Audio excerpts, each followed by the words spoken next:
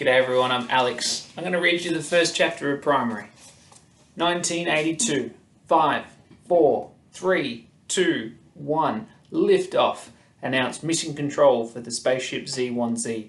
The powerful engines blasted it high into the clear blue sky. Billions of people cheered around the world as they watched the Z-1Z launch, their minds filled with wonder, for the ship was unlike anything ever seen before, and so was where it was destined. It had been 21 years since the wormhole first appeared. Emerging several light seconds away from Earth, this dark cosmic well filled with swirling stars had sent people's hopes and imaginations alight. Speculations of intelligent life, alternate realities, theology, time travel, hoaxes, and countless others plastered the news headlines. The many aeronautical agencies of Earth sent probes and satellites through the wormhole, each and every one eager to be the first to discover what lay on the other side. Unfortunately, what had followed was years of unmanned vessels failing to make it through. Countries' leaders would boast that they would be the first to receive images of what lay upon their other side. Yet time and time again, as soon as entering the wormhole, the video feed would instantly cut to static and the connection to the craft was lost. It was declared by the Cosmocracy, the recently formed world government of Earth, that the aeronautical agencies would combine all their resources to create a ship capable of surviving the wormhole. Using the data gained from all the failed attempts, what had come to pass was the Z-1Z, a spaceship like no other. The design of the craft appeared like a bird swooping for prey, with a sharp beak for the nose.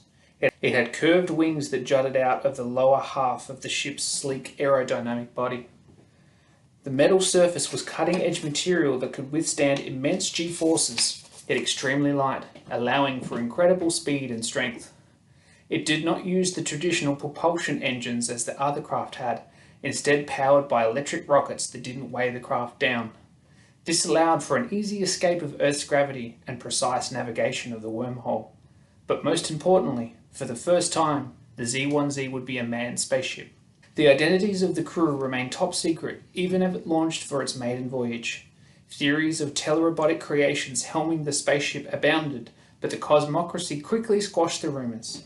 The public and media were given full assurance the crew were human, and they had been hand-selected from across the globe.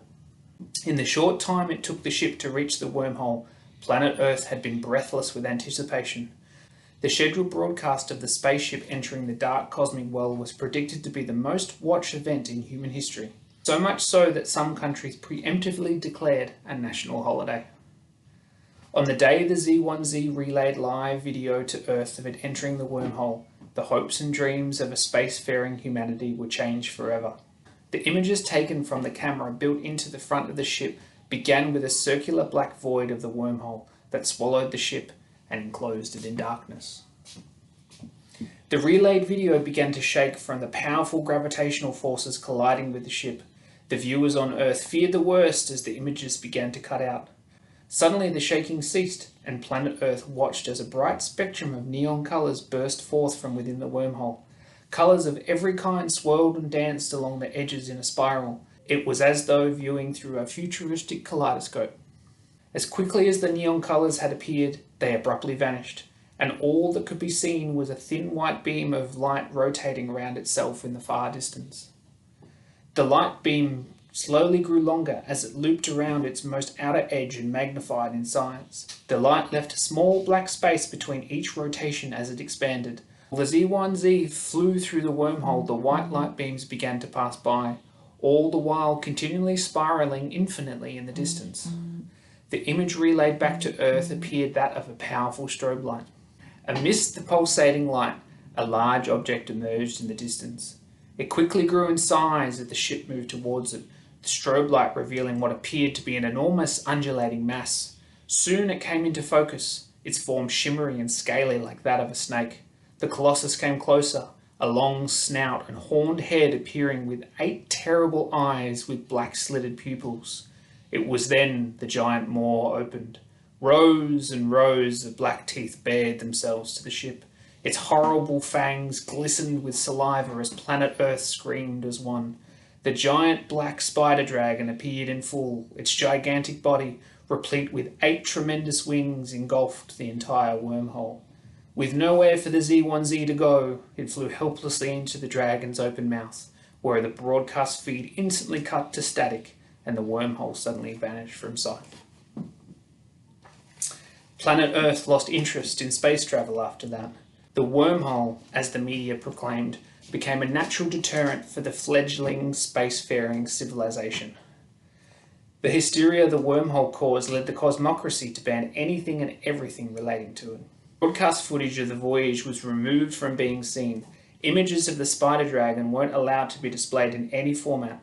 The fate of the Z1Z spaceship became classified information which the aeronautical agencies were not allowed to speak of, not even to the families of the secret crew members. Some countries went so far as to imprison anyone for even mentioning the wormhole. The cosmocracy wanted people to forget what they had seen. With the bans in place, Earth's focus was voluntarily turned away and the memory of the wormhole slowly began to fade. But there were those who do not forget. Some still seek the truth, even under the threatening gaze of the cosmocracy. Though small in number, they meet in secret and share information. It is now 42 years since the wormhole that our story continues with a young man planning his own death. That is the first chapter of Primary.